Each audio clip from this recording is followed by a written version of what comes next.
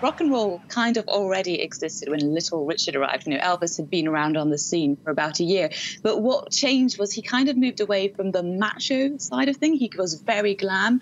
He had makeup on. He was exuberant. He used to bash the piano. He was like a complete hurricane on stage. So he moved things forward from the kind of rhythm and blues and the heaviness to something more flamboyant. And he was such an inspiration to so many artists, from the Beatles and the Rolling Stones, who literally interned with him when they went and supported him. I think John Lennon was throwing up, before going on stage, after or before, when he was touring with Little Richard. And he had the likes of Jimi Hendrix in his band. Jimi Hendrix, who said he wanted to play guitar like a Little Richard, played the piano. And of course, he influenced artists such as James Brown and Prince, who took on this sort of the performance and campness in it. So that's why he left such a huge mark on rock and roll, and he's such a crucial artist to the genre.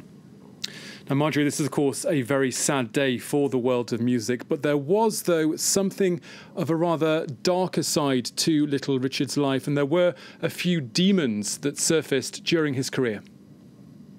Yeah, he had quite a difficult upbringing. He was one of 12 children, and he grew up with a father who was a preacher, but also owned a nightclub, as you do. And he grew up and he's quite conflicted. And because he was openly gay, he was kicked out at the age of 15.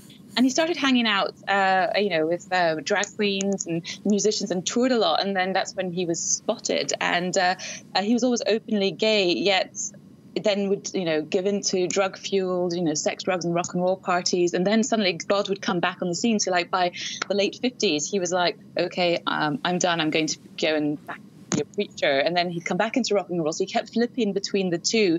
And he wasn't always certain of what he wanted. But he also married and had a son. So he was a very happy person. I think that, the fact that he was openly gay was a great thing. But his religious upbringing, and especially at a time in the 1950s and 60s when segregation was rife, that's also another thing he broke through. It was like the barrier between blacks and whites being segregated at parties.